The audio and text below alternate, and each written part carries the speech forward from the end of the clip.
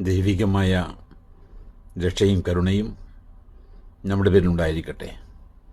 വിശുദ്ധ ഖുർആൻ സൂറത്ത് യാസീൻ അധ്യായം 36 വചനം 7-8. ബിസ്മില്ലാഹിർ റഹ്മാനിർ റഹീം. لقد حق القول على أكثرهم فهم لا يؤمنون إنا جعلنا في أعناقهم أغلالا فهي إلى الأذقان فهم مقمحون.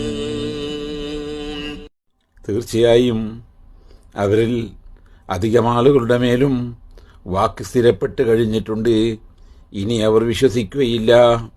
നിശ്ചയമായും ഞാൻ അവരുടെ കഴുത്തുകളിൽ ചില ആമങ്ങൾ ഏർപ്പെടുത്തിയിരിക്കുന്നു. എന്നിട്ടവ താടിയെല്ലുകൾ വരേക്കുമുണ്ട്.